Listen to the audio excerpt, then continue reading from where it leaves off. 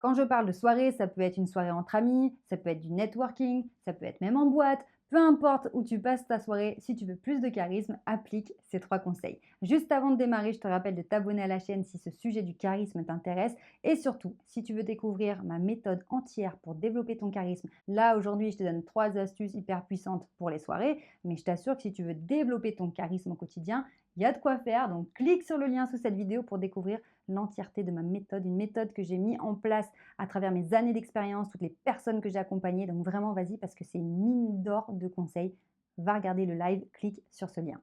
Alors c'est parti pour le premier conseil. Si tu veux avoir plus de charisme en soirée, il va falloir faire attention à ton langage corporel. Et oui, on sait que la communication, ce que moi j'appelle dans ma méthode la communication conscientisée, la communication, elle passe non pas que par les mots, mais aussi par le corps. D'ailleurs, souvent les gens, surtout quand tu es en soirée, ils comprennent pas forcément tout ce que tu racontes, s'il y a du bruit, ou que tu parles dans ta barbe, ou que tu parles vite, mais ils vont comprendre beaucoup de choses à travers ton corps, l'expression de ton visage, tes gestes, la posture, etc. Donc c'est super important de prendre conscience que tu communiques tout le temps. D'ailleurs, même quand tu ne parles pas, tu communiques. D'ailleurs, même quand tu es absent à un événement, tu communiques. Je ne suis pas venue, d'accord? Donc, c'est vraiment important que tu prennes conscience de ça. Donc, quand je parle du langage corporel, de la communication par ton corps, tu vas vraiment appliquer ça en soirée. C'est penser à déployer ton corps, ok? Pourquoi déployer? Évidemment, quand je parle de corps, je te dis toujours de bien t'ancrer dans le sol puisque l'ancrage va montrer une confiance en toi, d'accord? Quand tu es solide dans ton corps, eh bien, tu envoies aux autres l'information, le message que tu es solide aussi dans ta tête. Inconsciemment, une personne qui est solide, qui est ancrée, on se dit: «Waouh, c'est une personne qui a confiance en elle». Mais déployer ton corps, ça va aussi montrer que tu prends de l'espace, que tu quelque part, si on se met au niveau, animalier, que tu marques ton territoire, d'accord? Donc si tu te déploies, tu montres que tu es à l'aise. Tu n'es pas en protection, en timidité, voilà, tu es gêné, tu es à l'aise. Alors évidemment, on n'est pas obligé de prendre des postures, arrogantes ou qui seraient déplacées, surtout si tu es en networking, professionnel. Mais pense à déplier ton corps, ouvre-le, déploie-le. Tes jambes, tes bras, le cou, vraiment prendre la place parce que tu prends de la place physiquement, mais tu prends de la place aussi psychologiquement. Une personne qui prend pas de place, on a l'impression qu'elle veut disparaître et on va moins la considérer. Donc si tu déploies ton corps, on va plus te considérer parce que tu es plus présent, tu prends plus de place. Alors au-delà de l'ancrage et du déploiement, il y aura aussi, l'élévation du corps, la tonicité, enfin encore plein d'autres éléments qui font partie du langage corporel. Je t'invite à t'abonner à la chaîne si tu as envie d'en savoir plus sur ce sujet et si tu veux en savoir plus sur le sujet du charisme, tu, t'inscris en cliquant sur le lien sous cette vidéo qui te donnera accès au live où je t'explique ma méthode. Alors, deuxième chose, très importante à laquelle il faut faire attention en soirée, c'est ce qu'on appelle l'outfit. Alors l'outfit, c'est quoi? C'est ta tenue, hein, comment tu t'habilles. Pourquoi? Parce que, ça va révéler plusieurs choses. Est-ce que tu es capable d'adapter ta tenue au contexte?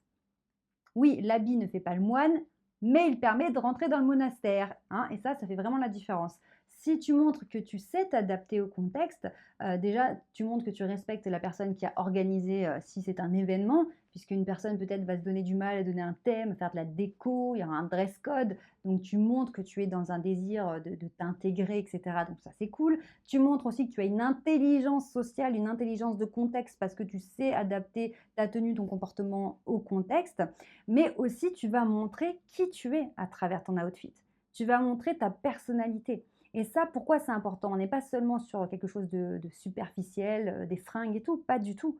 C'est que quand tu es aligné de l'intérieur vers l'extérieur, les personnes qui te rencontrent, elles n'ont pas le temps de lire ton CV, que tu leur racontes ta vie pendant 3 heures. Elles vont s'accrocher à ce qu'elles voient dans les premières secondes pour se faire une impression, une première idée de qui tu es.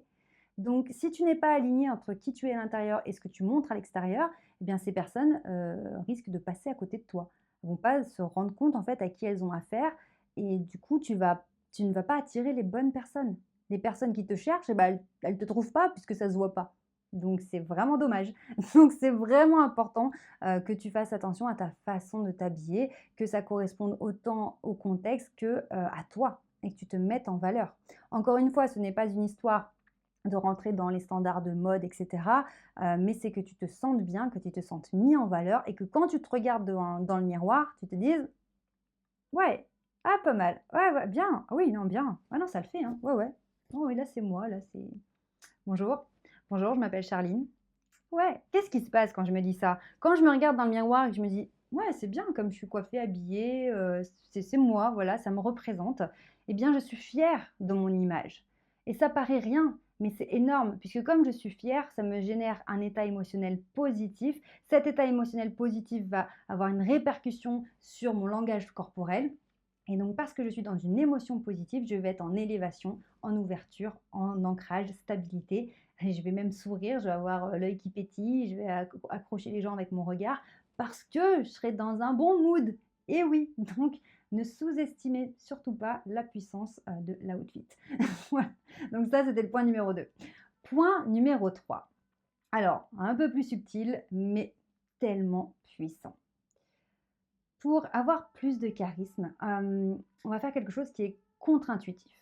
En général, quand on se dit: «Ouais, j'aimerais être plus charismatique, j'aimerais avoir plus confiance en moi, j'aimerais que les gens s'intéressent plus à moi, j'aimerais que voilà, être crédible, voilà, qu'on me fasse confiance, oh là là, qu'est-ce que je dois faire? Qu'est-ce que je dois dire?»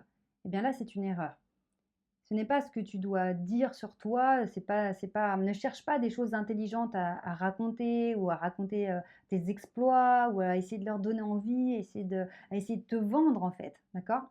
Ce qui va faire que tu vas être charismatique et que les gens vont te trouver vraiment intéressant et dire qu'ils ont passé un bon moment avec toi, c'est justement en ne pas parlant de toi, mais en t'intéressant aux autres. C'est ultra puissant. Si pendant une soirée, tu rencontres quelqu'un et que tu lui poses des questions, alors évidemment, tu ne fais pas en mode interrogatoire, hein, bien sûr, mais si tu t'intéresses vraiment, mais vraiment d'une manière sincère à la personne, tu vas avoir une conversation super intéressante. La personne va se sentir considérée, valoriser, écouter. Et je t'assure que dans notre monde, c'est des choses qui n'arrivent pas souvent, hein, des personnes qui te considèrent, qui te valorisent et qui t'écoutent. T'en croises pas à tous les coins de rue. Et donc la personne va se sentir super bien avec toi. Et elle dit: «Ouais, mais c'est une personne géniale. J'ai rencontré une personne là cette soirée, franchement elle est géniale». «Ah bon, elle fait quoi?» «Bah, je sais pas trop», bah oui, elle saura pas trop parce que tu auras tellement posé de questions et tout que mais c'est bien parce que du coup tu maintiens un petit mystère et si tu as l'habitude de me suivre sur cette chaîne, tu sais que dans le charisme, c'est bien de garder un petit peu de mystère. Alors pas de distance au point d'être arrogant ou voilà, ou qu'on ne puisse pas t'atteindre et que du coup, bah, on ait même pas envie de s'intéresser à toi du coup, mais voilà, ne pas tout déballer, ne pas tout donner, ne pas ne voilà, c'est tu laisses un petit mystère, ça te donne envie encore un peu plus aux autres, d'en savoir plus sur toi.